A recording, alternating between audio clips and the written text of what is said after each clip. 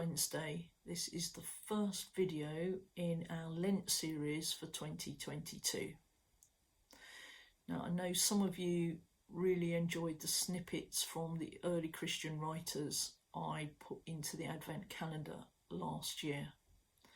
So I hope you're going to appreciate this Lenten series in which we go systematically through a single work taken from the rich inheritance of the earliest Christians. Many of you may have expected that I would go for something by Ambrose of Milan, but actually most of his works are too long for Lent. Instead then, I've gone for something short and manageable, often simply referred to as the Didache. The Didache. So if I hold it up properly, you'll be able to see this particular edition is by a chap called Aaron Didache. I think his name is Didache. Sorry, not conversant with him personally, but this is a very useful book. And he also wrote a much weightier tome, so he's a real expert in this whole area. I've used this book for the Greek text that's in it. I've used my own translation for this series. So this is published by the Liturgical Press 2003 if you're interested in getting hold of a copy. And there are a few notes in it as well. In the description box below, I've put a link to an online PDF free version. It's a slightly old-fashioned English, but you should at least be able to get an alternative translation from there. Okay, so this work, the full title, as we have it, is Teaching of the 12 Apostles, Didache of the 12 Apostles.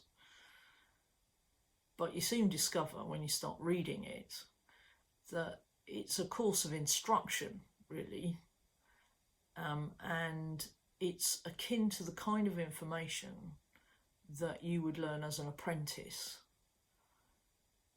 from a master craftsman and craftswoman. So this work was written in Koine Greek, that is a kind of Greek that was very common in the first century, the Common Era. Most of the vocabulary in the Didache is also found in the New Testament, which is also written in Koine Greek. And most of the vocab for all of this can also be found in the Septuagint, which is the ancient Greek Bible. So it looks like the Didache started out as an oral thing. So information was transmitted verbally, and then round about 100, probably, someone decided that it needed to be written down. And then it looks like after that date as well, it might have been edited. So scholars would date this work from 40 on the one hand, which is very soon after Jesus, through to 150, though I think that might be a tad too late. So it will give us a glimpse into the world of the early communities founded by the apostles, and it shows how those earliest Christians began to adapt the teachings of Jesus and what they knew about Jesus to their lives in the Roman world.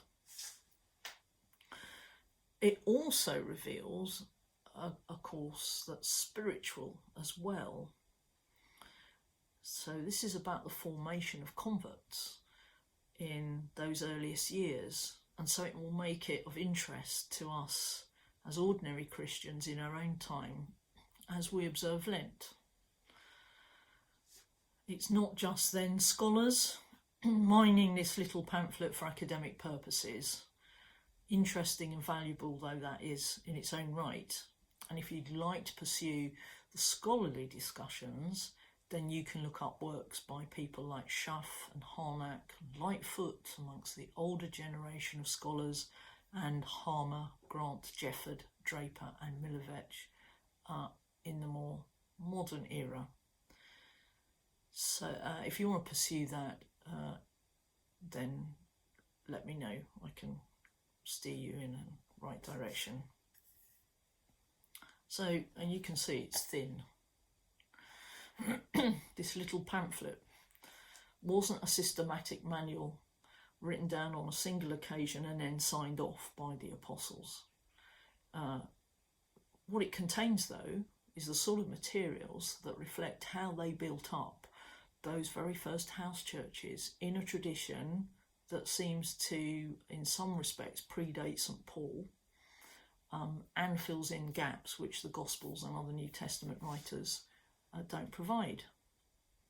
So how did you go from saying you were interested in this Jesus movement to becoming a disciple and joining like-minded folks in the body of Christ?